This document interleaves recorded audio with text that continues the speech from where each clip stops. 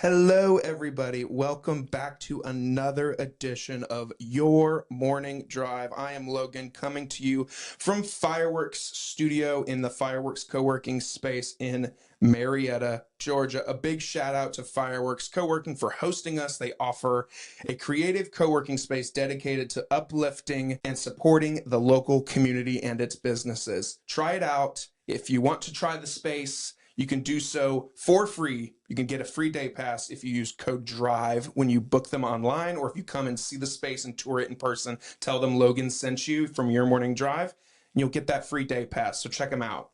Before we dive in, hit follow or subscribe on whatever platform you're listening on, whether it's Apple Podcasts, Spotify, if you're watching on YouTube. No matter what platform you're on, make sure you hit whatever button it is to make sure that new episodes are delivered to your phone, your computer, your tablet, wherever. If you're listening on a PSP or anything else, make sure you hit the button so that the notifications come to you so that you never miss an episode.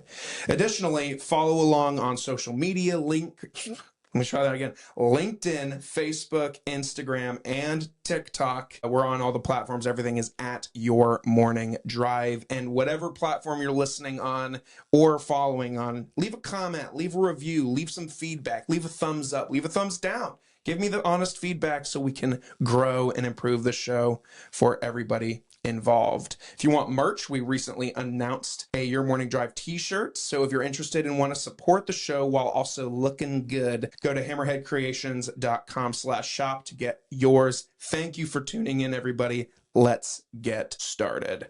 My guest today is the founder of the Rolling Pour mobile bartending service, which has quickly become a go-to for corporate events and private parties across Atlanta since its launch in 2021.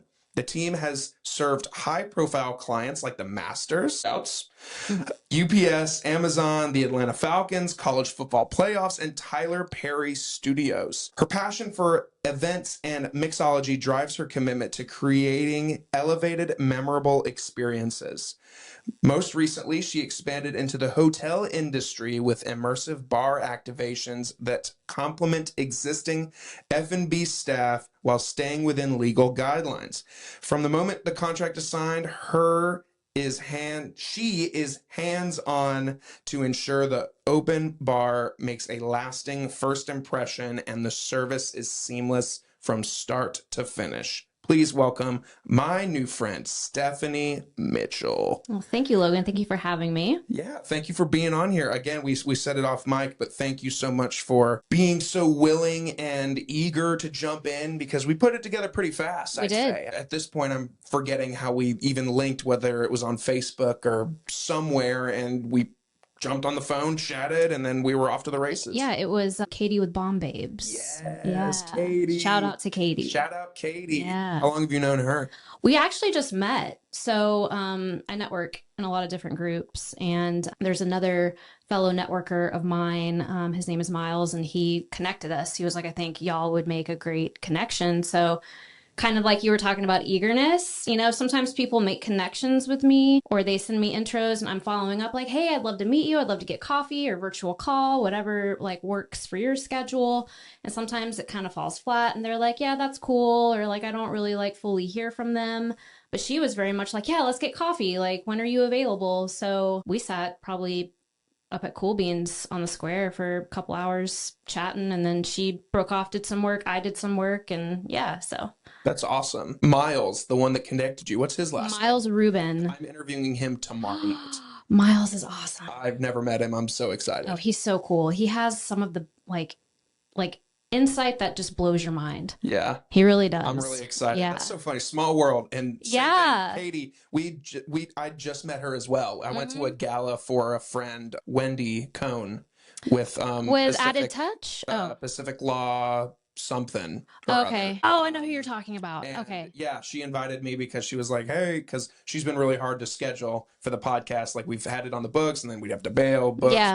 And she was like, hey, to show you that I'm committed and I really do want to do it, I'm not just throwing you around, come to my gala.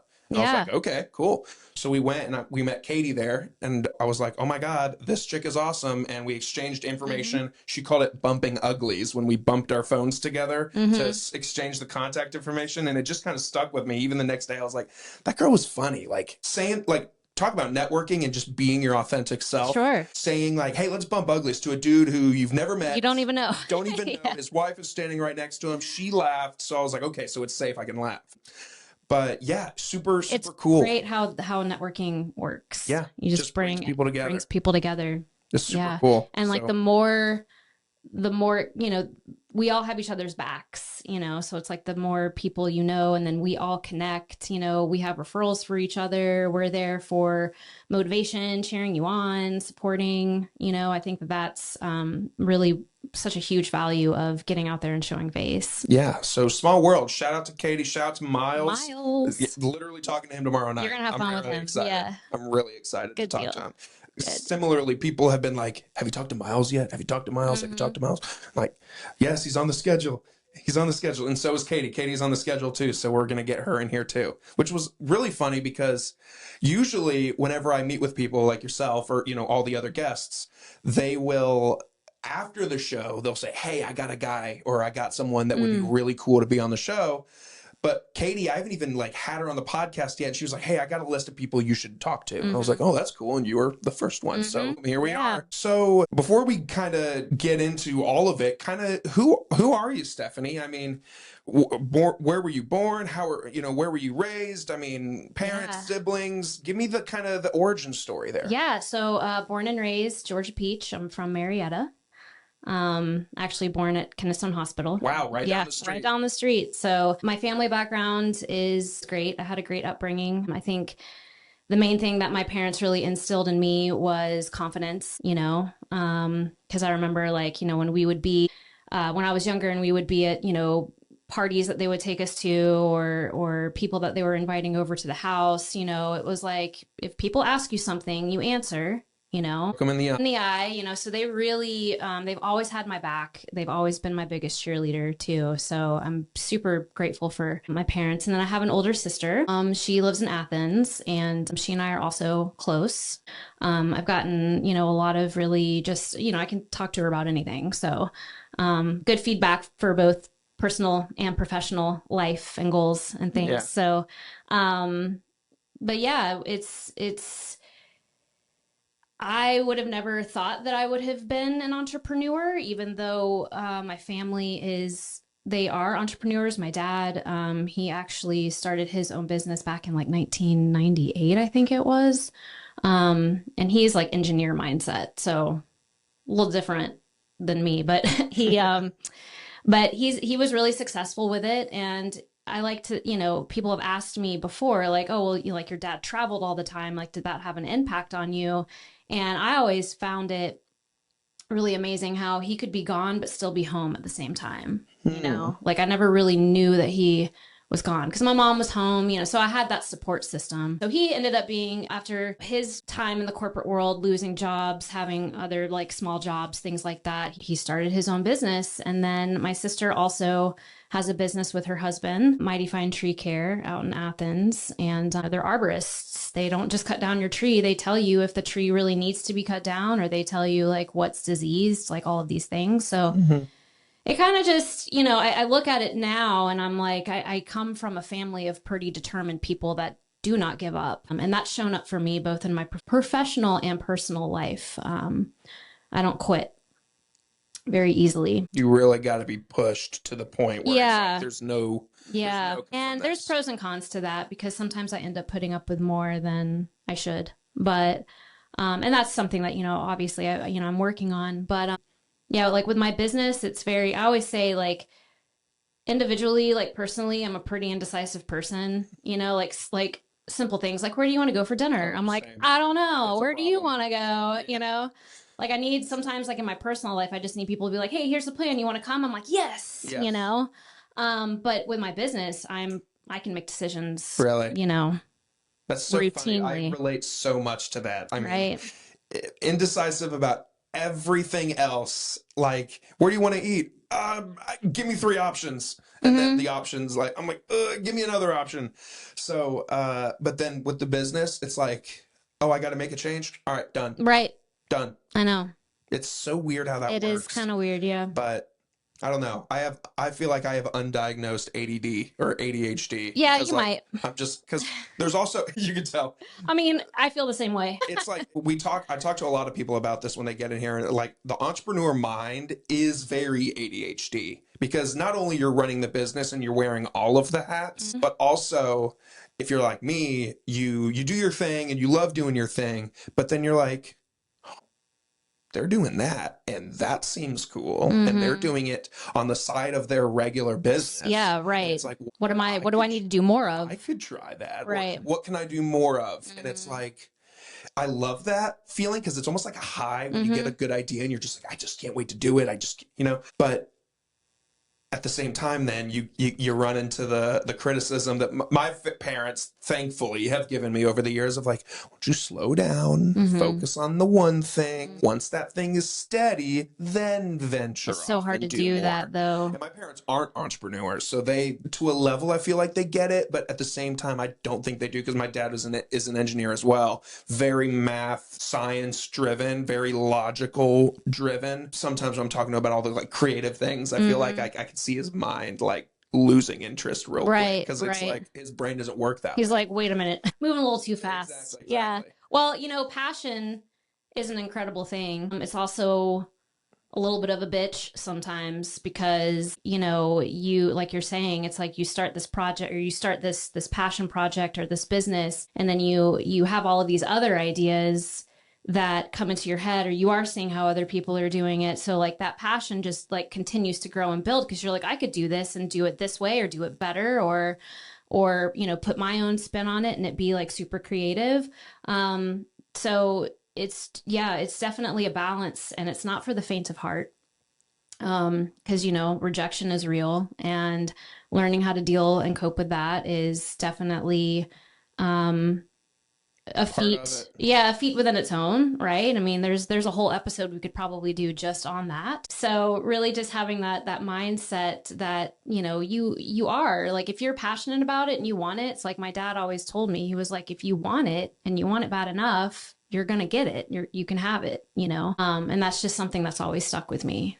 So yeah, it sounds like you were with your parents being entrepreneurs. Now, did your mom support your father's business? So mom was a stay-at-home mom. Okay. And then she started working like with my dad and his business. She would do some of like the behind the scenes stuff for him, answering emails, taking phone calls, things of that nature. But yeah, she's super supportive of his ventures and ours. Yeah.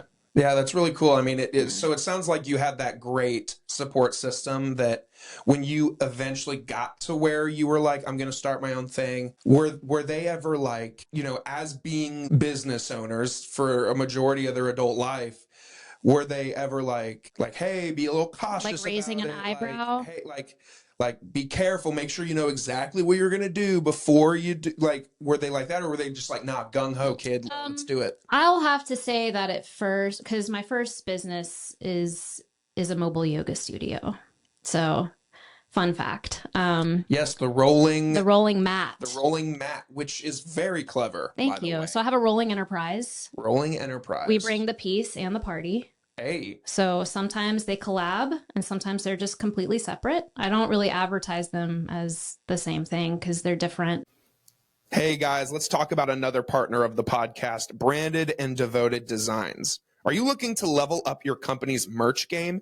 Your brand deserves better than boring swag. If you contact Branded and Devoted Designs, you can level up with custom hats, shirts, tumblers, mugs, and more that your customers and clients will brag about. Go to www.brandedanddevoteddesigns.com to make your brand stick out. Mention that Logan from Your Morning Drive sent you, and they will give you 10% off of your order. That's brandedanddevoteddesigns.com. Tell them Logan sent you from Your Morning Drive for 10% off your order. I started the rolling mat in 2016. Wow. Okay. So yeah, almost 10 years ago. And I remember my mom and dad it kind of was like that eyebrow raise where they were like, we want to be supportive, but what the hell are you going to do with like a mobile yoga studio? Yeah. Like, you know, because like They're like, is there a being demand for that? boomers and stuff, you know, they're like, oh, it's woo, like that's kind of woo woo, you know, like what are you like? Is do you think you're going to be successful kind of thing? They're like old people are like, Yeah. yoga, you mean hippie stretching? Yeah, And right. you're just like, what? You're like, what? Like, how are you gonna make money off that? Like, are you sure? And I'm just like, yeah, like I'm sure. So, and I remember my dad telling me I was probably, I don't even know how many years in, probably 3 to 4 years in. And he was like, I mean, you did it. And he's like, and you did it with really no help from me. You know, like I never asked him for money. I never asked him to, you know, fund anything, support, sure, which he always gave, even though he was like, I don't know what you're doing. But I was very strategic in how I made it with that business. It started with just like the sheer passion and love for the practice, and also losing my job in the corporate world and applying and applying. And I mean, I went to college, I have a degree, like all these things. I went back to school, like all these things. Applying for all of these jobs that I could do in my sleep, and like not even having the opportunity to have to be interviewed, right? So I was like, the universe is telling me something else. And that was before I really started thinking that way, like universally, like there's magic going on above us. We have to tune in. Another, yeah. We have to tune in and listen to it. And it's going to challenge us, and it's also going to help us succeed, and it's going to help us celebrate those successes. But so, you know, I started off like hot and heavy community classes. I did beer yoga at several different breweries around town, and those just eventually grew into like really big sustainable events. And then from that crowd, they would come up to me and ask. I had several people like, would you ever think about doing this in an office space? And I was like, well, hell yeah. Oh, I mean, what are we talking? So then I started kind of doing some market research on that and actually seeing the demand for wellness in the workplace. And this is pre-COVID too. And I jumped off the cliff and I flew. I had conversations with like some big heavy hitters of companies. We worked with AT&T, we worked with Whole Foods, Keller Williams, a few others. Yeah, we created, so it became yoga classes, but then it started from the networking and from my network of people that I know, it started to morph into more of a corporate wellness program where you're getting yoga, you're getting nutrition value, you're getting aromatherapy, like all the things that are in place to help you have more productivity just like in your life, but especially in your 9-to-5 job where you spend most of your time. So yeah, so they raised an eyebrow when I started that business, but once they saw the angle that I was taking it, you know, they were pretty impressed with what I was able to. They didn't even like foresee it, you know, and neither did I. I just kind of, like I said, I'm a jump off the cliff and fly kind of person. Sure. So I just take the chance. I did the same thing with the Rolling Pour. I took it to a networking event, November of 2021. Didn't even have a name for it. I just knew that I was going through a personal time and I needed to reestablish myself. And it was difficult coming back from the pandemic with what I was doing. 2020 was actually my best year because all of my corporate clients came onto my online platform. There you go. And then 2021, they were like, oh, we don't know what we're going to do with our budget. Everything's different. Everybody has Zoom fatigue, including myself. So I'm like, all right, so now I got to pivot. What else do I know how to do and do well? And what environment do I want to put myself in? Well, I've been a bartender since college, so it put me through school. And I continued bartending, and, you know, it helped fund the rolling mat. I was bartending and creating this mobile yoga studio. I didn't want to go back into the bar scene, though, because it was toxic, for always kind of has been, and it was weird during that time. And where did you go to college? Kennesaw State. Okay, sweet. Who do you? Oh, yeah. Hootie hoo. Yeah. Freaking who. Go Owls. Go Owls. But yeah, no. So. Wait. Another one. Where did you bartend at? Numerous places. I've bartended at biker bars, Salt Factory in Roswell, Rocco's Pub. Where's Rocco's Pub? It used to be in. I know where that it is. Used to be in Marietta. Yeah. There's one in Jasper, but the one in Marietta closed. Rip. It had been open since like 1980. Dang. And my family had gone there like since the beginning of time. Dang. I used to go as a kid, and then I ended up, you know, bartending there. Wow. Different places. Sure. So I went to school for communication. Graduated with a degree in, I like to say, social sciences because it sounds cool. Sure. With a concentration in organizational communication, a business management minor, and then I went back to school for meeting and event planning. certification. So I was like, well, I want to be in events. I want to get back in front of people. I want to meet new people. And I'm really good at bartending. I know how to make signature cocktails. It can't be that difficult. So I had actually started working for a staffing company that they staffed us at different country clubs, which is where I kind of started getting the idea of like how I could make this work, because we would do pop-up bars all around the country club. It wasn't just the main bar. And I'm like, I could do this and make way more money, and have a ton of fun doing it. So anyway, there's a networking group up on the square. It's called NOW, NAW, Networking Opportunities Weekly, I think it's. So it's the MBA, Marietta Business Association. Mm-hmm. So they meet every Thursday, and I just took it up there. It was November of 2021. And I'm like, I'm a mobile bartender. If you have a need for your holiday parties coming up, give me a call. And I was still handing out my rolling mat cards. Like, here's my number, and I booked 3 parties. Wow. So I was like, well, obviously there's a demand. Sure. Yes, I underpriced myself because I didn't know really what to charge. But sure. I mean, hell, I made decent money like during the holidays, right? So, and then after that, like once I really saw how that first month worked out without even being, an LLC yet, I quickly got that done. I came up with the name, and then here I am. Did it seem natural to want to go with another, like the rolling this? Yes, it did. It did, because just the rolling mat, I mean, I loved that took me forever to come up with. I remember like on my whiteboard, I was like, what am I going to call it? So I just like took it to the whiteboard. Sure. And I wrote down all these ideas, bounced it off people. Yeah. And then I just kind of drew like a rolling mat kind of thing. And I'm like, all right, so this is it. Thinking about it even deeper, the rolling mat is a genius name. Not only because, I mean, you're a portable yoga studio, but then also like your yoga mat is something that's usually rolled when you're not using it. So right. That's freaking amazing. Yeah. Look at that marketing. That's that social sciences degree. Right. And then the rolling pour, I just kind of see it as mobile. It's mobile. Yeah. It's rolling. Yeah. It's a rolling pour. Alcohol on the move. Yeah. Drinks on the move. Drinks on the move. Drinks on the move. Exactly. I love that. And there's a lot of really creative like mobile bar business names out there. Sure. I mean, after I started it in 21, I mean, it's definitely exploded. Sure. There's so many people that are starting it, doing it, asking me for advice, things like that. So do you think that's fun? I mean, in the respect of people coming to, like, do you think that's like a fun thing? Like people are coming to you and they're asking for advice. You're like, oh, what, me? Like, yeah, oh, I mean, so cool. It's definitely, kind of an honor.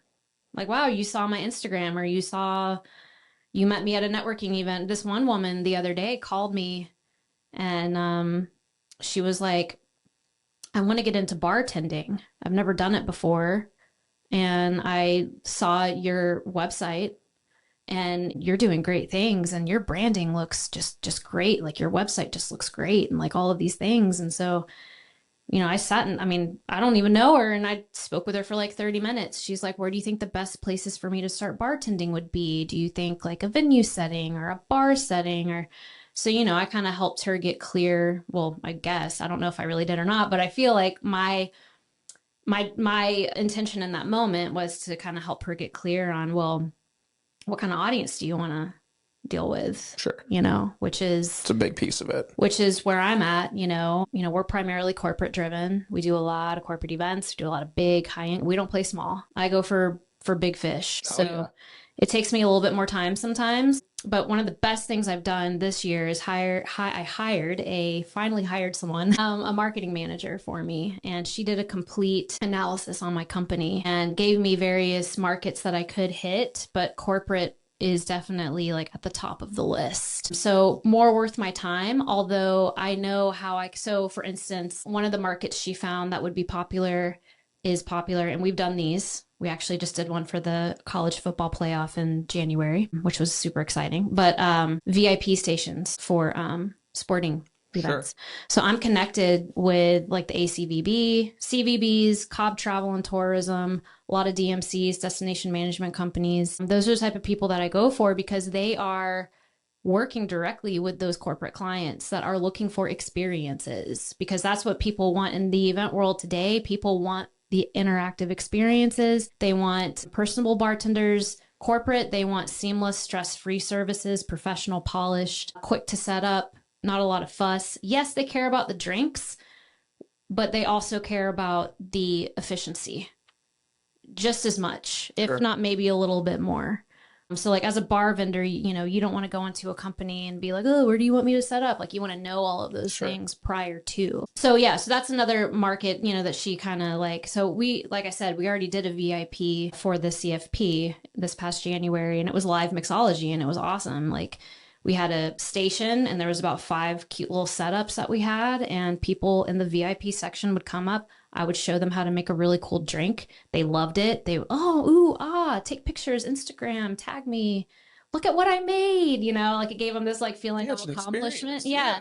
And then we also had like a build your own margarita station and a make your own old fashioned station. So it worked out really well. And we did it at the Signia in the hotel. And that was our first time in a hotel setting, which has been my goal to break into. Because once you tell me I can't do something, I'm gonna do everything I can to try to prove you wrong. Sure. So yeah, as long as we are not touching the product, and as long as the bartenders are serving it, that's kind of how we're able to work in those parameters. We do a lot of mocktail stations as well. Corporate definitely is my biggest audience that I'm focusing on, but I love sporting events. Like they are so much fun.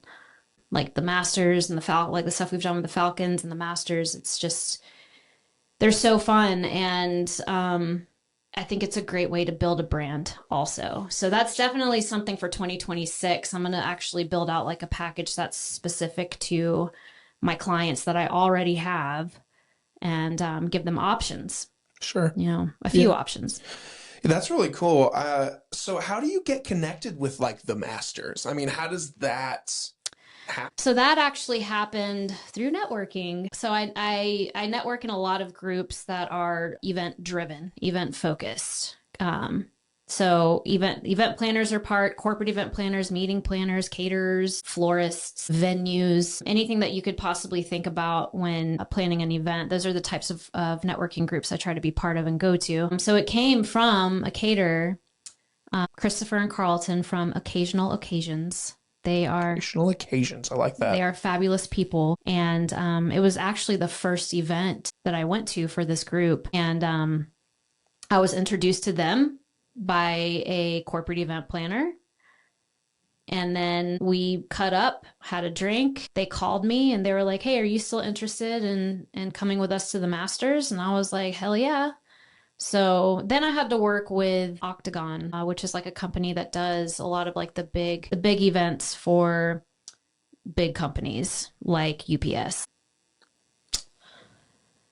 Names are escaping me. Home Depot, like big companies, right? So then I was passed from them to Octagon, which that was a huge learning experience to work with and build a contract out for people like that, a company like that, because I mean, they're very dollar driven, and you would think like it's the Masters.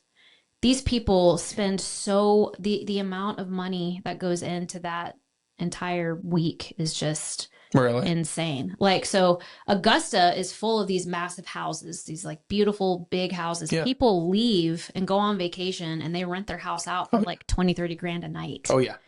And people pay it. Yeah. So we were in our own private home. It was for UPS. I met the CEO of UPS. I met a bunch of golf pros, which, to be completely honest, I knew nothing about golf until I went to the Masters. But I did learn a lot about the tricky holes and all those things. So tricky holes, the amen corners, all of those things. Yeah. And we were in charge of putting together like a really elaborate wine list, which was a lot of fun. I actually worked with my vendor because like we don't supply alcohol. We are a dry hire, but I do have a third party vendor that is just very knowledgeable in all things booze, wine, beer, cigars, you name it. He's really knowledgeable about brands, pricing, if you're looking for a specific price range. So he and I collaborated together, and the client actually purchased the product from him too. So it was a win-win for everybody. And yeah, we did a complete wine list to go along with all the food, fun signature cocktails. The Azalea is a signature cocktail of the Masters. So we had fun making that.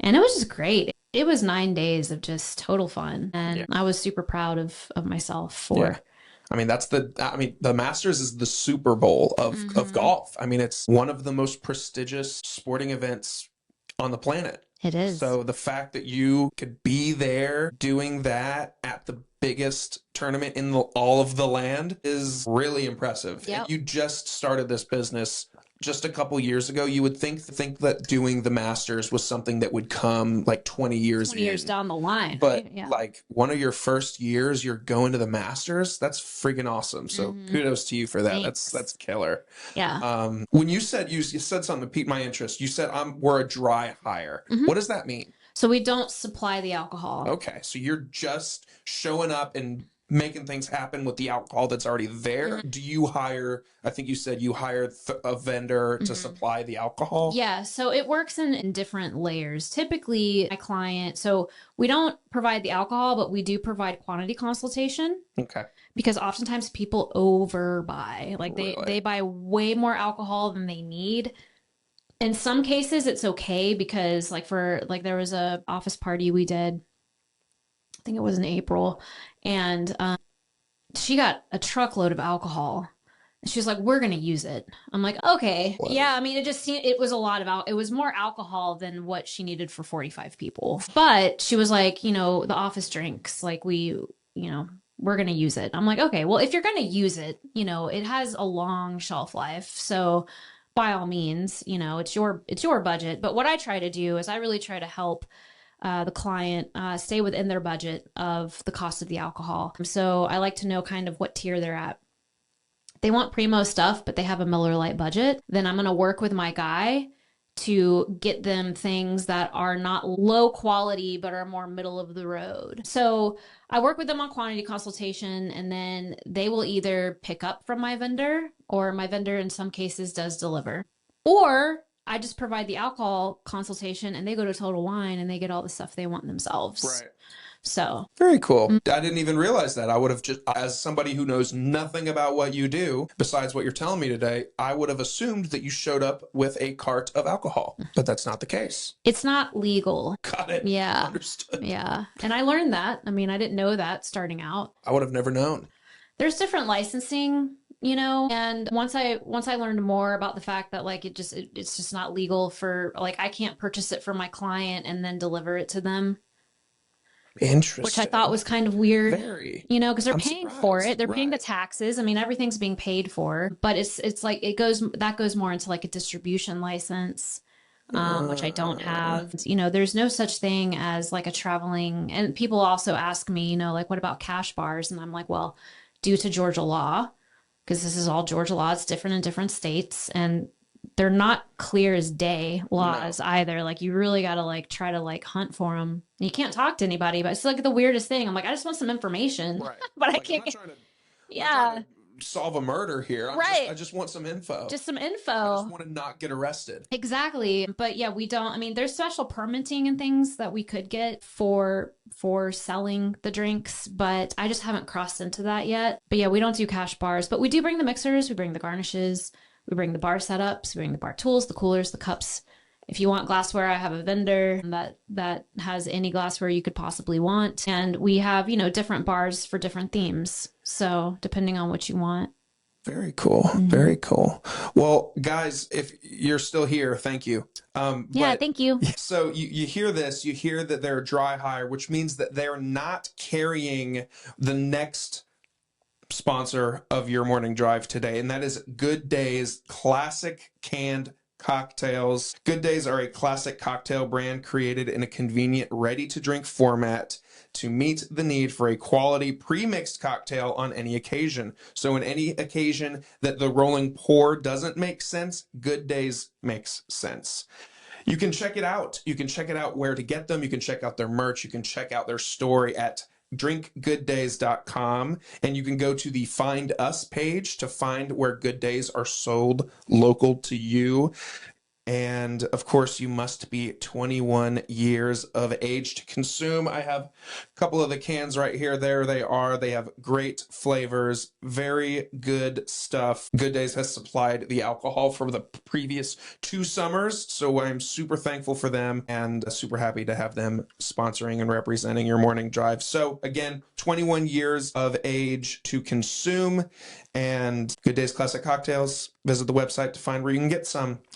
Well, I know what you need for one of those. Yeah. Yeah. I was just gonna say, you guys can't see it off camera. There is a very snazzy Wonder Woman koozie, or sorry, cooler, and it is very classic Wonder Woman colors, classic Wonder Woman logo. Yeah. So we love the colors and everything. But Wonder Woman's a boss. let's see what do you got in there. So I brought you these. These are my koozies. I love koozies. Yeah. You can never have enough of these. No. things. So we've got one for beer style cans, Yeah, and then this and is then for your Trulies or your White Claws. Yeah. Yeah. So those are that's yours. thank you very much for that. I will put one of these guys in there. What else do you have in that cooler? What else do I have? So I got an assortment. I wasn't exactly sure. I wanted to make a cocktail, but over the weekend we ran out of everything, so I didn't have time. I do have some bubblies for some non-alcoholic options. Okay. And then I also have this new creation Soda Works. It's peaches, Georgia peach soda. It's also an NA bevy. Okay. And then I've got a Truly. I've got a Topo Chico seltzer. Love both of those. I got a couple of Tropicalias because that's one of my favorite IPAs. I'm gonna crack one of these drinks open. Are you gonna get some? I'm gonna join you. Sweet. What am I feeling? I think I might be feeling it. Very clever. And we got a QR code on the back of the koozie too. Yep. Very clever. So you just click on that QR code and it takes you right to my website. Very cool. Very cool. Crack one of these babies open, one of the cold ones, and cheers. Cheers. Thanks for being here. Absolutely. Thanks for having me. Mm-hmm. Yeah, this is good stuff. Good Days has been good to me. They're a local company. I tried it. I'm gonna have to try those. You should. They're really good. Plus, they like I said in the ad there, it wasn't a joke. They have supplied plenty of alcohol to me and my family and friends over the last summer or two. So we really appreciate them. And yeah, local company. One of the founders is from Marietta. One of them is from Athens. Nice. And they work those respective markets, and they're doing pretty well. They're a local Georgia company. I love that. They make real good stuff. I mean, their drinks are real good. Because sometimes the canned cocktails they're hit and a miss. Yeah. And they use real juice. They use real spirits. I mean, I love that. I love their. I'm a branding nerd also, so I mean, their branding just as fun. The port swing, vodka cranberry. Yeah, that's cute. They got this one is called. Of course, their brand is called Good Days, but their staple flavor is called Better Nights. Good Days and Better Nights, and this one's like a vodka lime. Yeah, when I saw that, I wasn't sure if it was like a hangover cure. Yeah, that's good. And they've got a gin flavor, is like a longboat flavor. They've got a whiskey sour flavor. They're killer. They're great for the pool, great for the beach. Gin is fun. So yeah, it is. I almost brought that one because I have this thought of like, if she wants to try one, I could give her the gin one because that one's their newest one. Yeah, I guess I should have tried that one. Just didn't even want to. That's all right. It's okay. That's okay. Next time. Next time, exactly. Heck yeah. Next time we meet for a bevy. Yeah, absolutely down. So. I mean, this is all so cool. So thank you. Let's pause. Yeah. I mean, this is so cool to hear. I mean, in the intro, I said you started this officially in 2021 and you've already worked with some of these huge names. I mean, like you said, the Falcons, I mean, the Masters, I mean, some staple Georgia organizations, Augusta and the Falcons, of course. When you started, had you had in mind we're only going for the big dogs? Or when you started, like you said earlier, like, I didn't price myself accordingly because I was just getting started. Were you doing smaller networking events? Were you doing smaller events? Or were you just from the get-go, you're like, I'm going bigger and going home? It was smaller events, yeah. I think I was already that's a yes and no. Like I was already driven to hit the big dogs because I was already doing that. I had already done that with the rolling mat. Yeah. So I'm like, I've always known that corporate for what I do in terms of events or wellness is just like the best use of time, as I mentioned. But no, I definitely started smaller. And I just did a lot of like private parties in people's homes, which we still do. So we do private parties. We do weddings, but I don't market the wedding circle. I let those come to me. Understood. Yeah, because it's just a different level. Like there's a difference between like an event planner and a wedding planner. It's also just a different level of expectation from everyone it's involved. Emotional and wedding plan. Not all wedding. I'm not meaning this in any bad way to wedding planners. I've worked with some amazing wedding planners. So, but a lot of times the emotion of the bride or the emotion of the family starts to get on to rub off onto them. And then the vendors are kind of treated subpar. And, you know, I have issues with that, especially if I'm not on site and it's my people. But anyway, I didn't know. I really honestly didn't know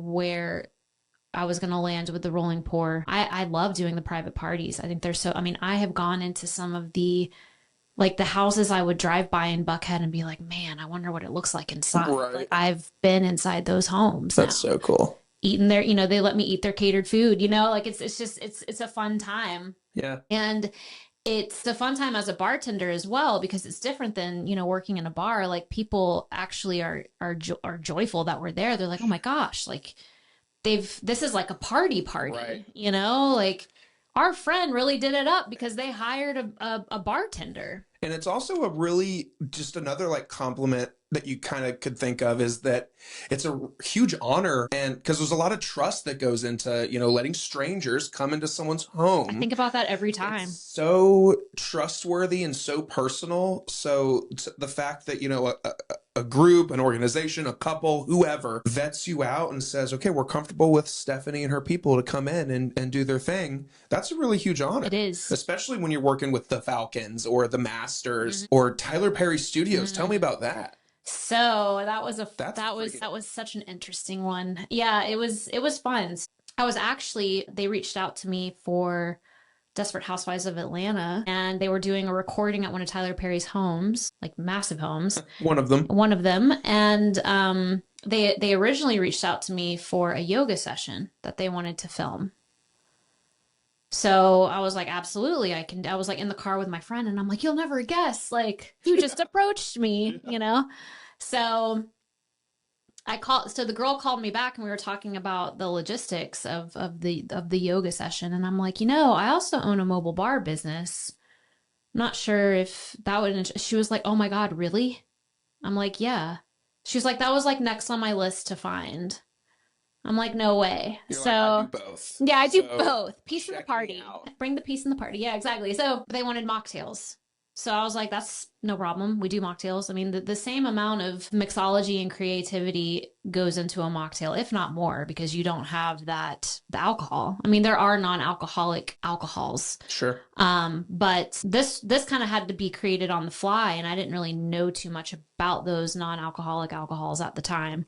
So yeah, so we rolled up in there with both businesses rolling, and it's out there somewhere. I need to find it. I honestly haven't seen it, but one of the people that I hired on to help, because we were doing like fresh pressed juice, like it was fancy. And she was really good at working a juicer, so you know I brought her on. She's a chef that I work with from time to time. She had texted me and she was like, "Oh, I saw like a quick second of my face." I'm like, oh, really? You know, because we weren't allowed to talk about it. I wasn't allowed to promote about it. I wasn't allowed to, you know, say where I was on social media or anything like that because the episode hadn't come out yet. But yeah, we were all up in it, and it was wild. I mean, I go to this, you know, I go into the front and I'm greeted by one person and then they take me to another person to another. I mean, it was just such a long chain of people. Like the amount of effort that goes into the film industry is just wild to me. But it was a great experience. And then we also, Amazon Prime, they wrapped a show called Jackpot. This was back in 2023. This was like April of 2023. And we did their wrap party. Wow. I was like 300 people and we were on set. We were like on location. That's like, so cool. Yeah, it was really, really cool. So again, what an honor. And that came from networking as well. It was from a venue space. The venue space didn't work out for the client. So they referred me. They're like, call the rolling pour.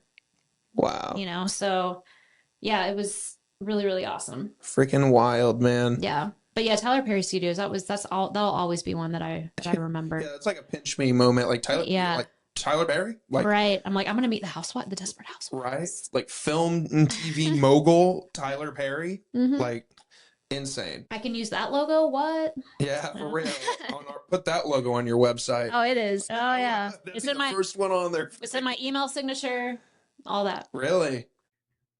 New sponsor alert, everybody. I want to tell you about my new friends over at Value Sesh. Bang for buck doesn't always have to mean cheap quality. For Value Sesh, it means that they're dedicated to offering the best tasting Delta 9 sweets with solid potency at a totally decent price. They are a family company that loves to share good vibes, and their candy always does the trick without breaking the bank. Try their 50-count bags of taffies, pure Wisconsin honey sticks, and a full menu of signature gummies. They're federally legal, ship right to your door. What don't you like about this operation? Their gummies are great. Their taffies are great. All of their products are good. I tried them myself this last weekend, and I am a new customer. So should you. Try out Value Sesh. Go to valuesesh.com to get yours. That's VALUSESH.com so that you can try out their products yourself. You will not regret it. Value Sesh. Sesh for less. Oh yeah, that's fire. Email signature. I've got them. UPS, the Falcons. I mean, the big one. I mean, Yeah, anyone that I work with. Any monstrous entity is it should be there. Yeah, for sure. Yeah. Wow, that's so neat. How cool. Mm-hmm. So take me back a little bit. So you go to college. You went to KSU. Who?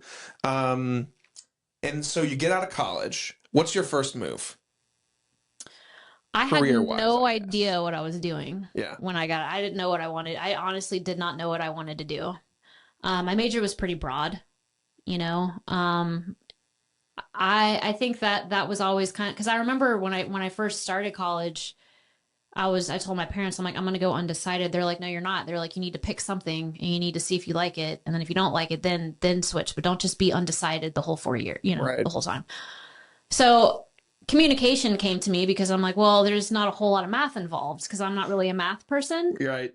And ended up loving the major. Like I was mass comm at first, and then I switched to org comm, which is more like behind the. So it was like business without all the math. Right. Learning how to lead people, training and development, which are huge skills. Huge skills. So when I graduated high school, when I graduated college in 2011, okay. The job market was not great at the time, and I honestly had no idea what I wanted to do. So I actually started working at a portrait studio, and then from there I got a job in sales, working for 2 national magazines, selling ad space. Hated it, but it made Did you figure and learn rejection? Well, I was going to say, kind of through this, and it seems to be a lot of the same story of a lot of entrepreneurs, is they work these full-time jobs, not for themselves, and each job they work teaches them a little bit of something about how, whether they know it or not, it's teaching them skills that will come in handy when they finally break off and do their own thing. Would you relate to that? To a degree, to an extent. I think that I realized that later in life, because I learned best by doing, and I honestly learned best by doing on my own without someone telling me what it is that I need to do. I've always been like that ever since I was like a kid. Yeah, like don't tell me what to do, kind of thing. Like don't tell me what to do. Yeah, I am very, very independent, which is amazing, and also has its downfalls at times, because like asking for help is a good thing, accepting help is a good thing, like hiring someone was huge for me. Yeah. So, and I'm so glad that I did, because so much already, I don't even think it hasn't even been a month, it's been like 3 weeks already. So many great things and ideas have come from it. That's amazing. That I wouldn't have thought of, and I feel like it's really going to streamline some of my processes even more. But yeah, I mean, I can relate to that to a degree, because, even working in the bar, like that helped me get to know alcohol. That helped me get to know people. That helped me get to handle jerks and handle awesome people and handle drunk people. And I really, it helped kind of build a little bit of a thicker skin, you know, for me. So everything that I have had, everything that I've done has definitely played a role in making me stronger in some way. I definitely believe. But yeah, I eventually got a corporate job and I loved it. It was great. I was working with college students, and I was traveling. So that's really where my wanderlust starts. This is like back when I was 25, probably 25 to like 27, I'd say, or 28 maybe. It was for an academic honor society, and I would go and I would speak at colleges to the kids that were accepted into this honor society, and it was like a 3.3 GPA. So a lot of these honor societies, you got to have like a 4 or 5 and like all these like crazy expectations. But these are for the kids that were more like me, where like I wasn't a straight A student. I was average, Sure. right? I maintained like a 3.2, which is good, right? So I could really speak to them. And it was amazing. I loved it. I traveled, I went to all these different college campuses, and then my boss was also an entrepreneur, so he sought value in a different company, so he laid us all off. And that's Nice. yeah, that's when I had the oh shit, what now moment, right? What am I gonna do?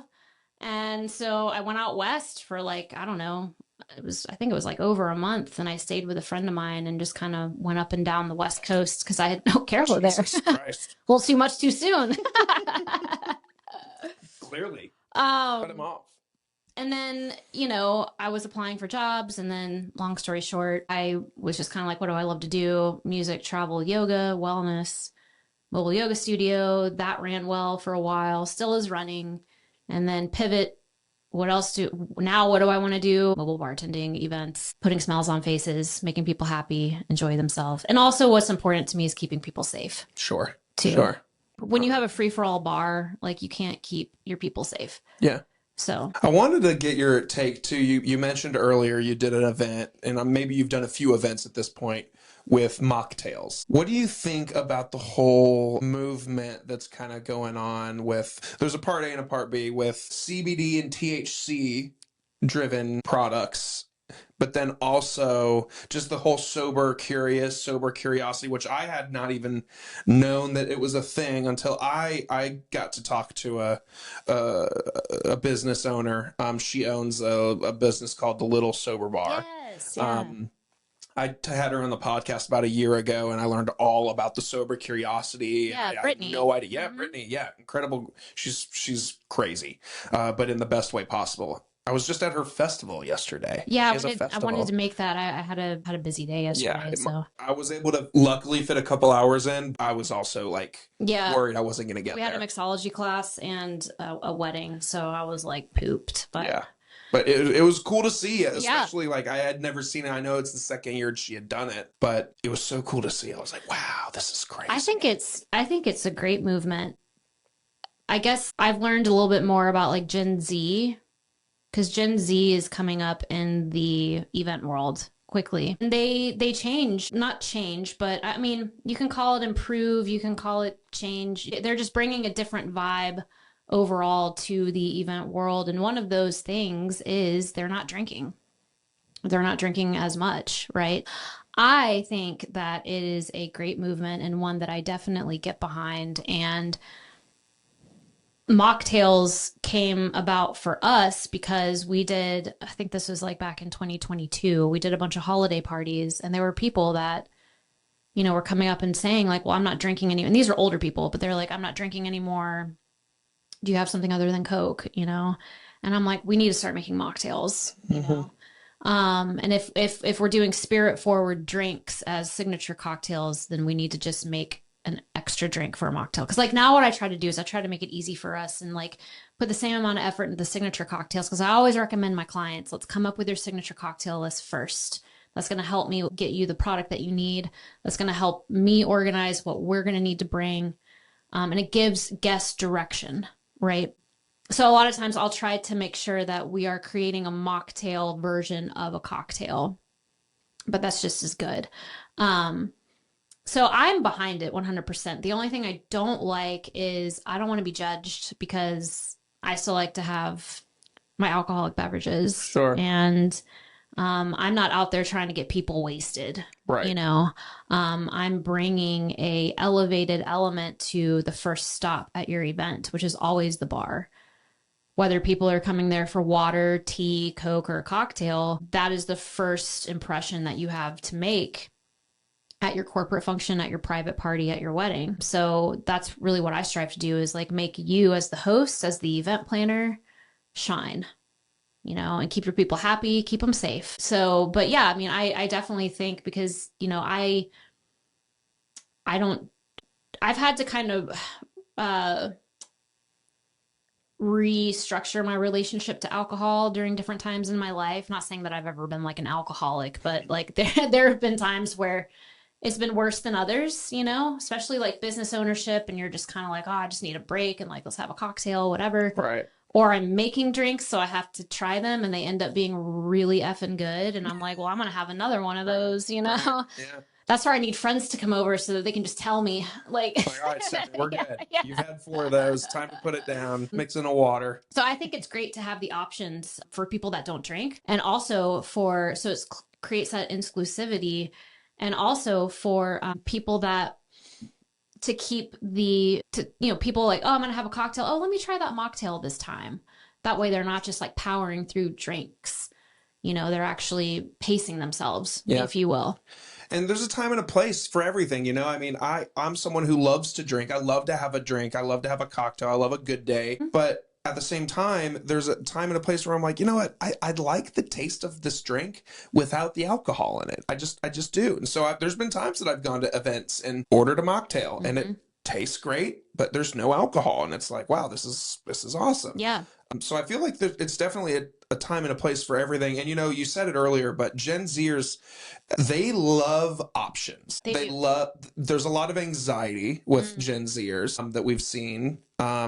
Yeah. But with that anxiety, it's because there's a lot of uncertainty and and maybe the lack of options in the world. More and more companies and organizations are broadening their horizons to accommodate that, but there's still a lot of uncertainty. And I think that's what causes a lot of anxiety with Gen Zers. So to be able to provide options for parties or get-togethers or corporate events or whatever, so that everyone feels included, because there's nothing worse than like rolling up to a bar and not seeing something you like. Not having well, options. I guess I'm not going to drink tonight. I guess I'll just have water. Yeah, it makes you feel like you're not part of the party. Exactly. And as a social guy myself, I hate not being part of the party. Same. It sounds horrible. Just talking so about bad. It sounds so bad. And I struggle because I can't drink beer. So on functions, because I'm allergic to hops, believe it or not. Okay. I've known a couple people like that. So I actually, funny enough though, tried a beer for the first time in like 7 years because I've just been scared to, because I took a sip, no allergic reaction or anything. So I was like, It was Busch Light Apple. So I don't know if that was the best one to lead with, but it was what was there. And I tried it and no allergic reactions. So we might be on the up and up. But at this point, I mean, I'm good with just drinking seltzers and cocktails the rest of my life. You got to be careful. I'm not going back to beer. Yeah. Or at least like light beer. I'm not going back to light beer. Yeah, like what's the point? No, I'm not going back to Mick Ultra. I mean, if it's there, all right. Sure. But I struggled for a long time of going to like corporate events and events for my full-time job and you know, all these things, and they only serve, you know, a white wine, a red wine, a Michelob Ultra, and a Modelo or something like that. And it's like, well, I guess I could drink the wine, but I'm not. That's not really your jam. Right, it's not my jam, so I guess I'm just not drinking. And it's like, that's fine, but I'd like to have the option. That's why, so when I do have clients that are like, oh, we just want beer and wine service, because we do a lot of that. Sure. Corporate, you know, stuff. They're like, oh, we're just going to do beer and wine. I'm like, okay, well, how about we throw in a mocktail? Yeah. Because not everybody drinks beer, like you're saying. So that's a good point. Not everybody drinks wine, also, like you're saying. And I don't want to just give them, I want them to have an option of like something fun to drink. Right. Versus other than Sprite. Right. So I often mention it for functions that are beer and wine only. And then also we do a lot of like middle of the day, like luncheons, and they can't drink. So we do customized mocktails. We did one for IHG, I think it was last year.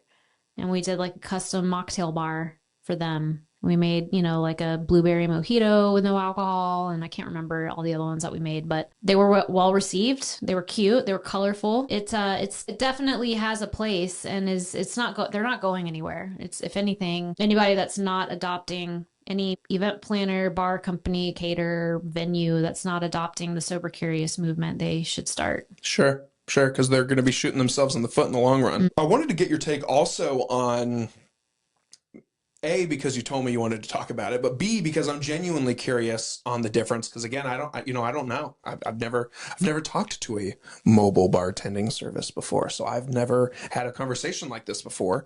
But there's a huge difference between bartending and mixology. What is that difference? Why is it important? And yeah, how do you do both? Yeah, so mixology is more of an experience, and bartending, bartending is also an experience, but mixology is more of a informational moment and visual moment for the client or the patron, whoever is coming up to the bar. So we offer mixology classes. So we do these for private parties. So milestone birthday parties, retirements, or, if you just want to stay home with your family and you don't want to, like, summertime's a good time for them because people are coming in town. People have kids. They don't want to take their kids out to a restaurant because kids don't, sit well for long, but they want to do something fun. So mixology is really like where our classes are, where you're able to actually, play bartender. I bring all the equipment that you need, and I teach you how to make cocktails. We build out whether you just want to learn the basics, like I want to learn how to make a really good martini, or you want to learn more complex, cocktails. And then we also do them for corporate functions. So team building, that's really kind of where it's shown up in corporate. And then from like a bartending element, all of my girls that work with me, like we've all been in the industry for 20 plus years, like 20 years, 20 plus years. So really being able to create something for someone that might have like a crazy different palate, wants something really specific, or like, I don't like any of these signature cocktails on the menu. Like, what can you make me that is not super sweet, not super spirit forward, not super unhealthy, you know what I mean? So like having that mixology ability and skill to be able to kind of whip up something that some of the people in the crowd want is, that's really where the difference of bartending and mixology come into play. Because sometimes, like, I don't want to say like if you're just a bartender, because like bartending is a skill, bartending is an art to me. And I think a lot of bartenders would agree with me, but not all of them can necessarily create something on the fly. And then also, I have a girl on my team that she's really good at explaining the drink that she's making. Like if the people seem interested. Sure. If they seem interested in like, oh, like, what are you making? Oh, well, this is a tequila sunrise is the first thing that came to my mind. She's good at like giving kind of more like origin based stuff. So that's also part of, sharing some sort of history or why we're using a certain juice versus another juice, or why we're mixing this juice with gin, like giving people that, explaining to them a little bit more like as to why we're doing what we're doing, and providing them with a drink that's going to be perfect for their palate. Sure. That all makes perfect sense. So cool. I had a really good question, but I just lost it, everybody. It's coming back to me. It's not coming back to me. It'll come back to me at some point. It'll come back to you, yeah. So one thing I've thought about as you're kind of talking to me about everything is the fact that not only are you a mobile bartending service, but I mean, you're also kind of an event planner and you're wearing a lot of hats. Difficult for you? Are you like me? Are you a control freak? Was it hard to hire somebody and say, okay, you're going to take this responsibility now? Because does this person work for you full time? She's more part-time right now. But still, she helps you a good bit. She helps me a good bit, and she also does bartend events with me too. So she's in it with me.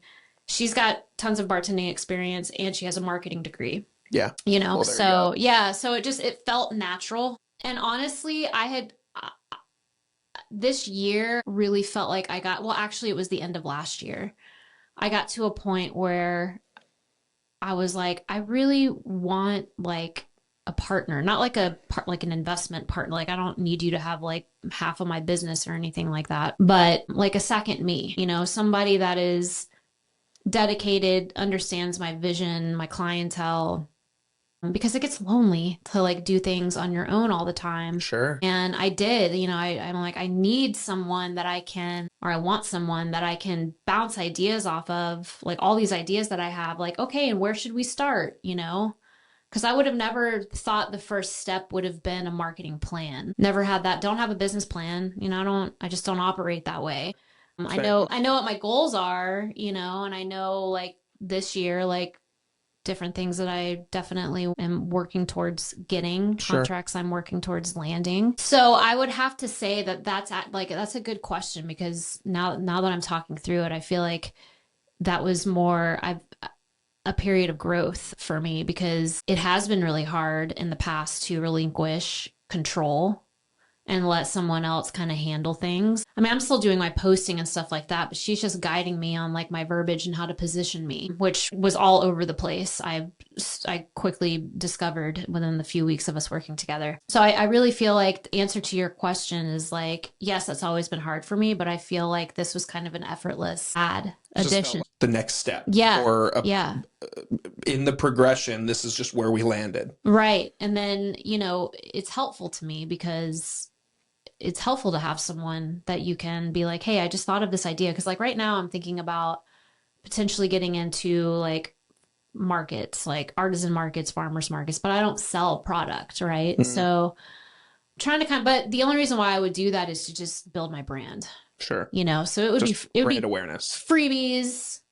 And, this is how you can work with us. It wouldn't be like an exhausting amount that we would do, like low buy. Like I know the Marietta Square, like I used to do it with the yoga business actually. And I got like 2 corporate clients out of it. And I didn't charge for the 5-minute little flows that we did, but people took my business card and they were like, my company wants this, So I'm like, how, could I merge the two? So I'm trying to like work with her on like, what do you think the best idea, or is this even where I should put my focus, because the first thing that she did was the marketing plan. And then the second thing we did was a CRM system. And I tell you what, like I never realized how many people I actually know until I put them all in and how many people I've actually done business with.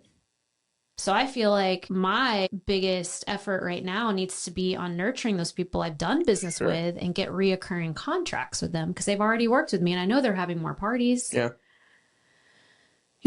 So I might have just thought of something that we could potentially set up. But that'd be cool. What kind of CRM are you using? It's called Zoho. Zoho. Mm-hmm. I love Zoho. Yeah. So she works in it in her full-time job. I was using HubSpot, but I never looked at it. Yeah. I'm like, I need this because everybody tells me I need it. Right. But so since she knows how to work it, I was like, all right, let's go with Zoho. So I uploaded all my contacts and I'm just going through and I'm like, man, I'm like prioritizing them. Like they're a customer, they're a customer, they're a customer, mm-hmm. they're a customer. When are their next parties? Sure. So, and she's helped me with like content to send to them, like 1-pagers. Yeah.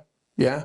Yeah. Very well done. So that's awesome. So I'm excited. Yeah. But my brain has just been like every night I keep a little notebook by my bed because like I might be watching a show. You just think of something. And be like, oh, I need to do this, Yeah.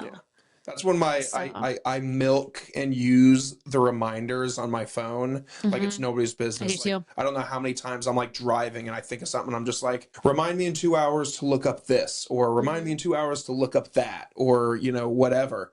And, sometimes it's not for any gain. It's just like I see something while I'm driving and I'm like, well, I can't Google it now. Right. So it's like, well, I'm going to Google it in 30 minutes. Yeah, you want to stay safe. Yeah, for real. Want to stay safe.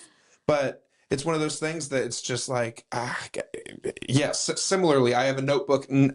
Wherever I'm at, I always have a pad of paper, a sticky note, mm-hmm. something close that I can jot something down and be like, oh, I need to look into this later. Yeah. I mean, so I get that. That's our mindset though, right? Yeah.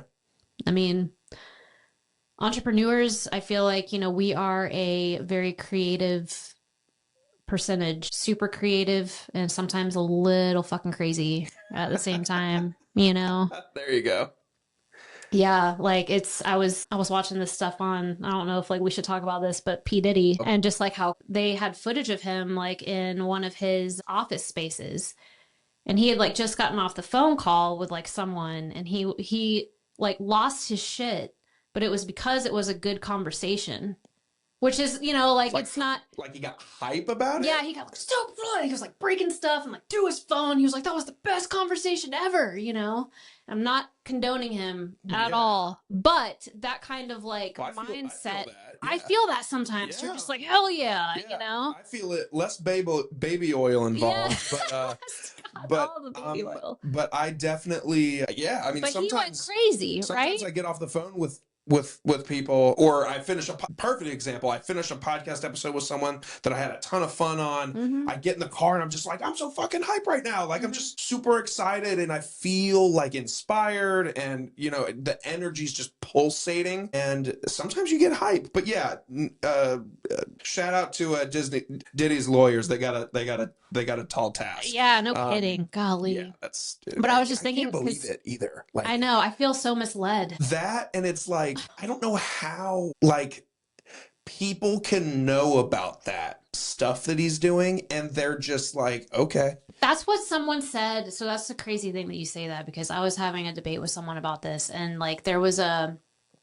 of the interviews I was watching, and someone had said it's hard for me to believe that people in the hip hop industry would allow him to do all of these like really fucked up things. Yeah. I'm like, I mean, that is a good point. How have all of, because he's only one man, he's only one guy. Right. I mean, sure, like he has a crazy amount of success. He was like our generation. Yeah. I'm sure we're probably similar in age. Maybe. You gave me a hint with your what year did you graduate high school? 2005. Got it. So I graduated high school approximately 9 years after you. So somewhat similar in age. We're like 10 years apart. Yeah. Yeah. But I mean, yeah. That's why I feel misled. Yeah. Like he was like such an icon, Yeah. I mean, like how do you get away? How do you get away with that for so long?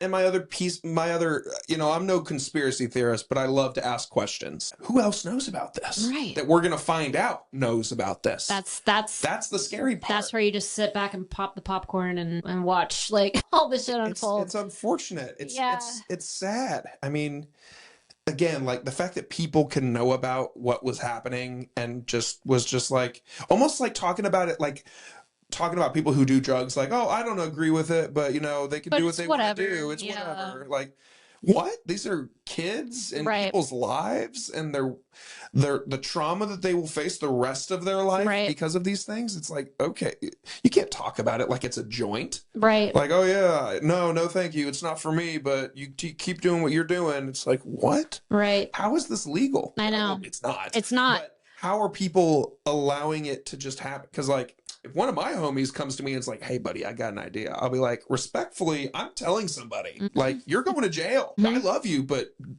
no. But no. Yeah. Sure. Yeah. Like, you think somebody along the way would have said that, and shoot, maybe someone has, and maybe that person's no longer here. Who knows? Who knows? Who knows how that works? But yeah. So shout out to Diddy's people if they're listening to this. Right. Well, I mean, I was just kind of mentioning it in the respect of like, he, as messed up as he is, was like a crazy entrepreneur. Yeah. Like he launched so many, like I forgot how many like brands he. I mean, all the brands that he's brands part of is crazy. Right. And just, unfortunately, he's just not in his right mind. It's so crazy. Yeah. It makes you question, like, how do you get there? To the point where you're allowing things like that to happen. Fame? Yeah, I don't know. I don't know what level of fame could get you there. Because, like, I think of people like Taylor Swift. Something else is going on. Right. Taylor Swift is probably the most famous person on the planet. Yeah. Do you agree with that? Her and Billie Eilish. Yeah, they're the most famous people on the planet. And it's like, are they involved in this stuff? No, if anything, they're donating like half their money to like charities. And I heard like Taylor Swift gives her like road people crazy salaries, crazy amounts of money, like around the holiday time she gives them like these crazy bonuses and stuff, which is amazing. Shout out to Swifty. Shout out to Swifty because and Billy, because Billy's pretty badass too. the people who pay their film crew, their production crews, I mean, all Extra. that stuff takes work. Yeah, and extra on top of what they're already making. Like, that's a solid individual. Yeah, very much so. So yeah, Swifties don't come for me. I wasn't alluding that Taylor Swift is into the baby oil, but no. But it just makes you question, like, who else is in on it? Who else knows about it? Like, whatever. We don't have to go down that rabbit hole anymore, but it's just a wild time. I mean, how cool though. I mean, the stuff that you're doing is super cool. Well, thank you. Yeah. We have fun. Yeah. You know, I remember what I was going to ask earlier. Yay. How do you, as someone who was a bartender for such a long time, and maybe you even still consider yourself a bartender, I mean, it's your business. Yeah. How do you vet bartenders to work with? Or, I mean, like, so do you have a crew of people that you say, hey, I got an event on this day, can you do it? And if a bunch of them can, sweet, maybe you're not on site. If some people can't, then shoot, maybe you just need to be an extra hand that's there. How do you source the bartenders? How do you vet them, make sure they're good enough, fast enough, professional enough? How do you go through that process? I've actually had like really great luck with that aspect. So I have 6 girls that work pretty routinely with me.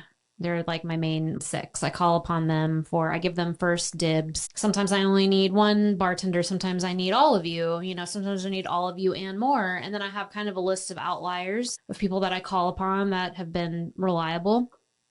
So a couple of them are friends that I've worked with, and I already know their skills, and I've been behind the bar with them, and I know they can handle, you know, depending on what the event is. Like, there's some girls that I have that I know that high volume is a little overstimulating for them. So I don't really put them on the high volume events. I put them on more of like the private parties of like the 50 people versus like the 300. So I really get to know them in that aspect. But in terms of vetting, I mean, I have a conversation. Usually we FaceTime or Zoom. However, they send me their resume. I can usually get a good read on the conversation, their tone, just kind of how they speak. I mean, I feel like we're laid back. We're a pretty laid back bunch. And you know, like bartenders kind of in general, we're just like, yeah, we're here to like have fun. You know, we're here to like help people have fun. So I can really gain a lot just by the conversation we have and also eagerness that they have. So fortunately, I've been good. I have utilized Facebook groups. There's like Facebook groups for bartenders, and those people are eager. And they either they've been in the industry for a while, or they have a full-time job and they're just looking for like some side work and stuff like that. And I've actually had great luck with the bartending Facebook groups that I'm part of. We did a 700 person wedding last October. 700 people? 700 people. Holy shit. Yeah. Oh God, okay. Yeah. Over the course of someone's private residence. Wow. Yeah. 700 Yeah. people, dude. 700. It was a shit show. The patrons didn't know. The guests didn't know that it was a shit show, but behind it was the most Looney Tune event. But I learned a lot, and I'm glad that I have that experience under my belt, and I know what I would do again, and I know what I would do differently. Standing up for myself, for one, against some of the planners that were there is one thing that I would definitely do better next time. Yeah, I had my main 6 and my 2 main barbacks that work with me also. Guys, I had to bring guys in. I'm like, we're women-owned business, but like I need like men that can do some heavy lifting. So, but after that, I just started doing interviews from people that I collected on the Facebook group, and they all showed up. They were all happy to be there. They all, did well. I didn't have an issue with any of them. But yeah, it was a gnarly event for sure. Yeah, it was a lot going on, but it was beautiful. It was. The company that was in charge of like the decor, I mean, they knocked it out of the park. Yeah. The amount of real flowers though, I mean, that budget alone had to have been a 6-figure budget. Wow. That's they had insane. A giant peacock made of roses of like all different colors. Good God. Yeah. You're talking about a day. Yeah. Talking about one day. I mean, I hope the marriage is just as magical. Right, for sure. As the wedding was. Yeah. Golly. The crazy thing, like the first night was like the welcoming of like all the family and stuff that was coming in. It was an Indian wedding. So like they had people flying in from 700 people now makes sense. yeah. Yeah. Yeah. Yeah. And their backyard was like a football field. So they just put a Wow. giant tent up, and then they had a tennis court, which is where the reception, not reception, the ceremony was. But the first night was a lot. We were supposed to get these tumblers. So the bride's mom ordered the giveaway was going to be a tumbler for each night with like the name and the date like engraved. Never showed up. So then the wedding planners come to me and they're like, "We have a small snafu." I'm like, "Oh, what's going on?" You know, she's like, "The tumblers didn't show up, so now we're moving to all glassware." Okay, get to work, basically. And I'm like, so that's a whole nother beast when you're Yeah, that's talking another about. conversation now. Well, that's more staff I need. Yeah. When you're having to supply and organize that much glassware Right. across multiple bars. Well, like, are you providing the glass? No, I'm not. They brought it in, Yeah. but we were making espresso martinis. They didn't get martini glasses, and I'm bougie when it comes the glassware that the cocktail comes. Like I've gone out to Sure. a restaurant before and I've ordered because I love dirty martinis. I ordered a dirty martini. They gave it to me in a rocks glass, and I'm like, this is not Yeah, it's acceptable. not the etiquette. Yeah. And I didn't want to be that person. So my boyfriend was actually that person for me. But I'm just like, this just makes me mad because like I want to drink my martini out of a martini glass. So for me, it killed me because I'm like, that's important to me, you know. But Sure. my people were just like, look, there's nothing you can do. We're gonna make it work.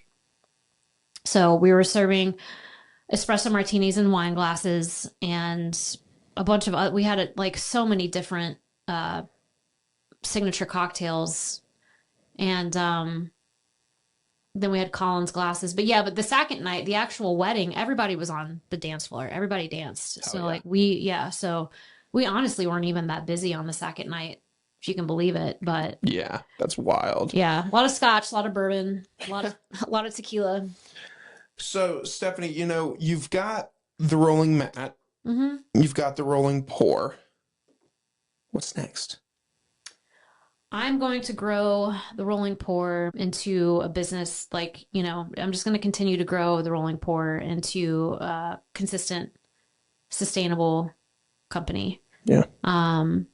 Where, maybe one day I don't have to do as much. Sure. And with the rolling mat, it got difficult during the time of me really hitting the ground with that one hard to really balance what I classify as like the hawk and the dove, right? So you've got the dove is the practice, the passion, the reason why I started it, and then you got the hawk, which is like the entrepreneurial driven, and that started to get blurred a little bit. So I work on the business with the rolling mat, and I do want it to grow and I want it to get even bigger than it is, but I'm more of the mindset of it happening more naturally. Well, both, like I want to attract.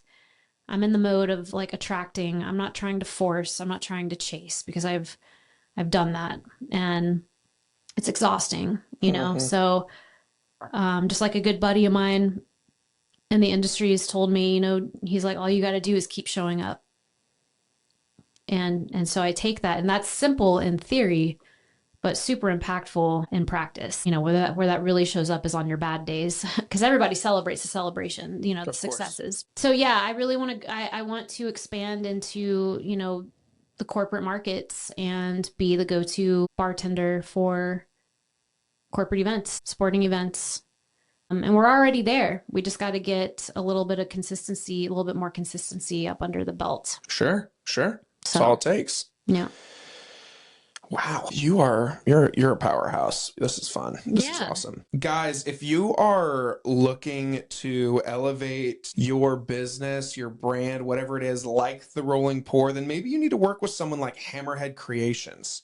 Hammerhead Creations is here to help. They offer top-tier marketing services, including social media management, website design, Google page optimization, basically just ensuring your business reaches the right people, whether it's a side hustle or your full-time grind. Their expert team is ready to help you grow. Plus, if you're into podcasting, Hammerhead Creations offers full support for both in-house shows and external podcast creation. From concept to production, they'll help you bring your ideas to life.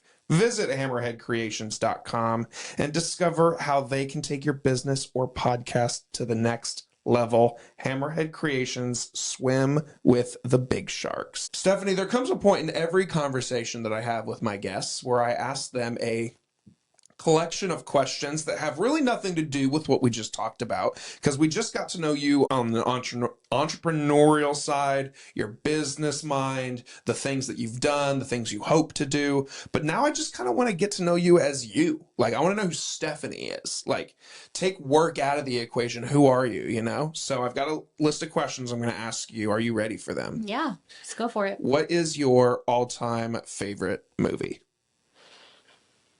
All-time favorite movie, The Goonies. Ooh, good choice. I love The Goonies. Good choice. What was your first job ever? First time you collected a paycheck?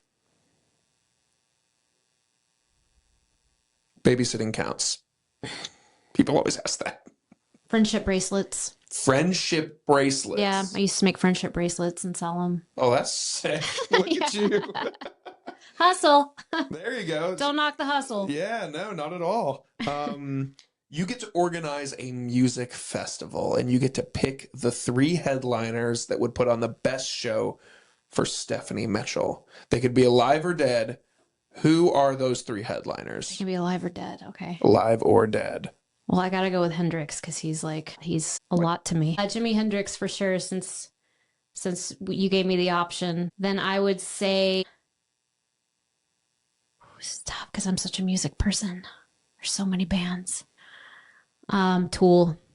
Good choice. Fucking Tool is amazing live. And then Stick Figure.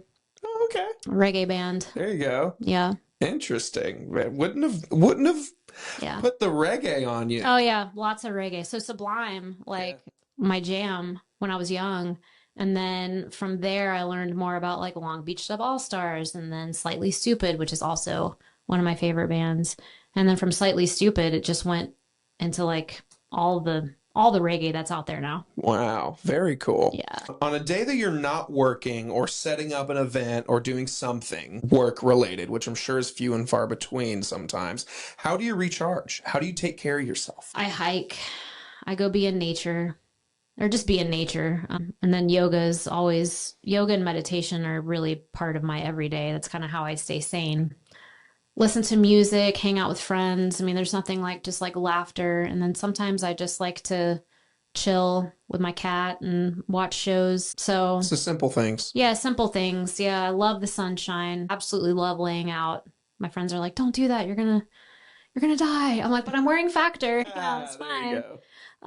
Anything on the water. My real goal, like personally, is to move to the beach at some point. You'll get there. Yeah, I will. I'll take the rolling pour with me too. Yes, you will. Yeah. And that'll open up an entire new world of possibilities. We want to travel with it for sure. And we can, because we're not actually supplying the booze. We have to make sure that we are keeping up with the pouring. Sure. You just got to show up, really. Just got to show up, yeah. Or staff it. But yeah, anything outdoors, I love. Yeah. Working out, moving my body. Love that. What is one of the best pieces of advice that stand out to you that you've ever been given, and who gave it to you? Well, I brought light to it earlier, and it was from a friend of mine who told me to keep showing up. I was having a conversation with him, and I was just like, I don't, I'm like, I'm here, I'm doing this, but I don't really like know what to do next. And he's like, just keep showing up. And that came from a buddy of mine, Jacob Deaton. Shout out to Jacob. He owns a company called Shindig My Event. And he also owns Georgia Players Guild. So he's a machine. He's actually might be someone good to have on your show. I'll have to make an intro. Okay. But love him very much. Georgia Players Guild. So it's like really like high-end cover bands. So they do like the Eagles. Shoot. Yeah, that's cool. Yeah, but it like they travel. So he'll have like the Eagles tribute, and it'll travel around to like different venues and stuff like that. Very cool. And then Shindig My Event is basically exactly kind of how it sounds. Shindig My Event with, musical services, whether it's like a one-person guitar player, a trio, or a 10-piece band. So he's really doing amazing things. And he told me that. And that is a sticky note on the mirror in my bathroom And whenever I feel like I'm having one of those moments where I'm just like, I'm not doing enough, or maybe I should throw in the towel, or like this just isn't working, or, everything's oversaturated and I'm overwhelmed, because it happens. I see that and I know that. And I just know, like, as long as I keep showing up and keep showing up as my authentic self, just like my dad used to tell me, like, if you want it bad enough, you'll have it. Very good. Very good. What's your biggest fear? Biggest fear. Being alone. I feel you. Yeah. Both professionally and personally, I fear being alone. Sure. Yeah, it's a good one. What does success look like to you? Moving to the beach? That's part of it. I think, success really looks like what I'm doing. I mean,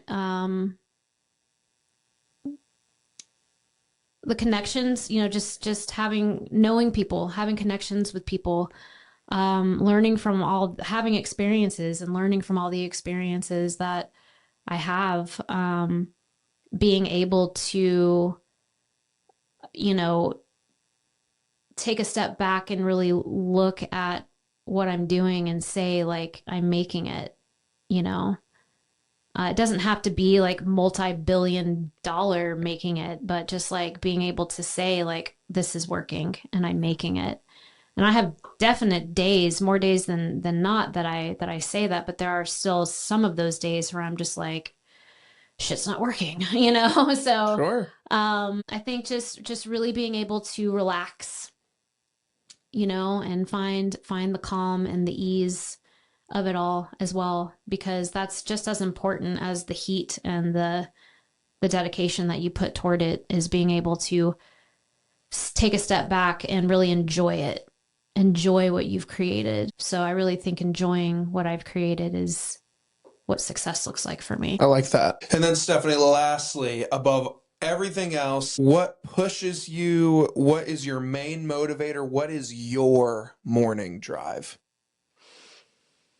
My morning drive. Me? I don't know. I mean, You. yeah, my dedication, That's all you need. how I show up for me. I like showing up. That's a good tagline for this episode. That'll Yeah. probably be in the title. Showing up. Yeah, like, does that make sense? I mean, I mean, it's so funny that, because I even personally have gotten business from people that have just been like, listen, there's been people that have come to me and offered the same thing that you've offered me, but you follow up. yeah. You're always present in my text log, my email log. You are on social media everywhere. You are consistent and you deliver. So shoot, those people could have been 10 times better than you at what you're offering. But the fact that you are consistently showing up time and time again with no guaranteed return, that is so admirable. And I feel like you need that. And it sounds like you've got it. Yeah. I mean, I am my biggest motivator. Like, yes, I want to buy a home and I want to move to the beach, but I don't wake up every morning with that being like my motivation. I wake up with getting my head right, and making sure that I'm able to steer and lead the way that I need to, whether it's a team, an email, an Instagram post. I wake up every morning with that in mind of like, okay, I need to, and that's how my morning routine is. Like, I get my coffee, I do my meditation or affirmations or both, whatever, some sort of movement, and then I get to the day, So that's awesome. Yeah. Stephanie, now I'm going to give you the spot, the place to advertise. Tell the folks where to find you, how to find you, what you offer, and next steps. Yeah, absolutely. So my website has everything. So therollingpour.com. You can find out more about our corporate events, private parties, weddings, mixology classes. We also do bourbon tastings. Forgot to mention that. And there you can learn more about us. You can read reviews. And it also gives you the option to reach out to us to go ahead and tell us a little bit about your event. It'll come straight to my email. And then I always schedule a consultation call because I really want to get to know you and your event. I want to know more about your event and what your desires are before I just spew all of our services onto you. So, I want to get an idea for the theme, what you're looking for, and then customize a package that works well for you. The turnaround time is super quick. I don't waste any time. And then for, more social fun times, definitely have a great LinkedIn, The Rolling Pour on LinkedIn and Instagram as well, where you can see us and more action of our parties that we do and everything. It's more real time. Awesome. I'll make sure to if nothing else, I'll throw the link to the website in the description of the episode. So if you're listening to this and you want more information or you're curious about things, you can scroll down, hit the link, go straight to her website, and you can check out all of the things that the Rolling Pour has to offer. Stephanie, thank you so much for doing this with me. Yeah. This was so cool. I learned a lot about your industry, but also just who you are and how determined you are and how successful you already are just a few years in, and it's super inspiring and super admirable. So I hope you're proud of yourself. I hope the people in your life are proud of you. I'm proud of you, and I don't even know you really. Thank you. I do now, but it's super cool, and I just wish you continued success. I can't wait to see where you go from here. Thank you so much. That means a lot, and I appreciate you bringing me on. It's been fun. Absolutely. We'll have to do it again. Absolutely. And we'll crush a few cocktails. Yeah, we'll do some gin. We'll get a little crazy. Yeah. Maybe we'll get into I've wanted to dive into doing user submitted or listener submitted questions. So doing those with a couple cocktails in would be a fun time. So maybe we'll get you in the rotation for that. But guys, again, I'm going to throw the information that Stephanie provided about the Rolling Pour and the Rolling Mat in the description of the episode, so you can check it out. Again, like I said at the top, follow on social media me, Your Morning Drive. Everything is at Your Morning Drive on Apple, Spotify, YouTube, and all the socials. Thank you to Fireworks for hosting us. Thank you for Good Days, for giving me good days. Thank you to Hammerhead Creations for making this show happen. And thank you all for listening.